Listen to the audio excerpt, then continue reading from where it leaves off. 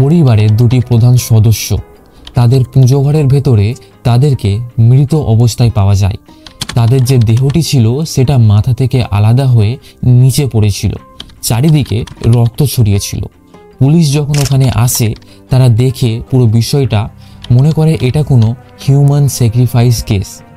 সেখানে তারা একটি চিঠিও খুঁজে পায়। কি লেখা ছিল চিঠিতে? এটা কি সত্যি কোনো ধার্মিক বিশ্বাস ছিল, আত্মহত্যা, নাকি লুকিয়ে আছে অন্য কোনো রহস্য? জানবো আজকের এই সত্য ঘটনায়।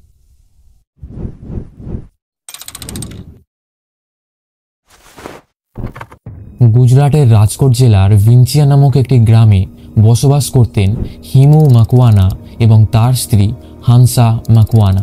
তারা মধ্যবিত্ত কৃষক পরিবার ছিল। এই দুই দম্পতি খুবই ধার্মিক ছিল। এদের দুটি সন্তানও ছিল। ছেলেটির বয়স 13 বছর, অপরদিকে মেয়েটির বয়স 12 বছর। গ্রামে তারা পরিচিত ছিল তাদের ভালো ব্যবহারের জন্য এবং ধার্মিক বিশ্বাসের জন্য। কিন্তু গত 1 বছরে তাদের আচরণ পরিবর্তন হতে থাকে।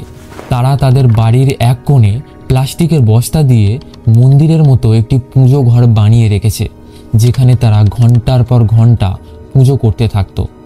কখনো কখনো তাদের এই পুজোর মধ্যে তাদের 2 সন্তানও সামিল হতো। পাড়ার লোকেরা মনে করে তারা কোনো রকম গ্রন্থ বা যোগ সাধনার বই পড়ত, কিন্তু কিছু লোকের মতে তারা কোনো রকম গুরু বা তান্ত্রিকের প্রভাবের মধ্যে পড়েছিল। কিন্তু কেউ ভাবতে পারেনি যে এই বিশ্বাসের ফল এতটা ভয়াবহ হতে পারে। তারপর চলে আসে শেষ দিন, 26শে এপ্রিল 2023 রবিবার।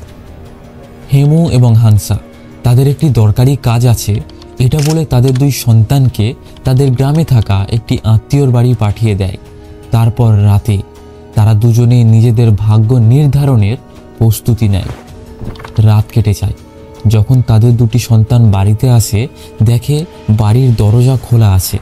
তারা যখন ভেতরে প্রবেশ করে নিজেদের বাবা মাকে দেখতে পায় না। কিন্তু এই সময় তো চাষের জমি থেকে তাদের বাবা মা বাড়িতে এসে তাদের জন্য রান্না করত। তারা তখন নিশ্চিত হয় তাহলে তাদের বাবা মা নিশ্চয়ই সেই পুজো ঘরে পুজো দিচ্ছে। যখন তারা পুজো ঘরের কাছে যায় এবং দেখে ভেতর থেকে কোনো রকম শব্দ আসছে না, মন্ত্র পড়ার, ঘন্টার, তখন তাদের একটু সন্দেহ হয়।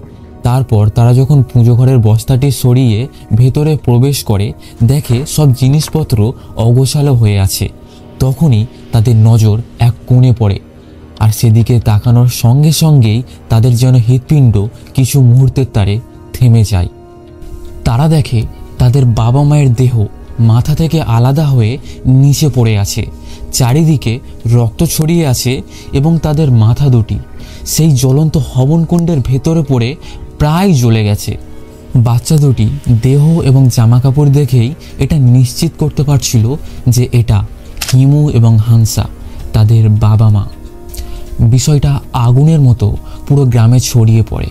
তৎক্ষণাৎ ওখানে গ্রামের লোকেরা এবং পুলিশ এসে হাজির হয়। পুজো ঘরের ভিতরে তারা দেখতে পায় একটি হবনকুণ্ড, সামনে একটি শিবলিঙ্গ এবং তারই চারিপাশে কিছু নারকেল ও হলুদ রঙের গাঁদা ফুল। কিন্তু সবচেয়ে অদ্ভুত জিনিস যেটা তারা ওখানে দেখতে পায় সেটা হলো একটি গিলোটিন। এই যন্ত্রের ব্যবহার 1700 খ্রিস্টাব্দের দিকে শুরু হয়।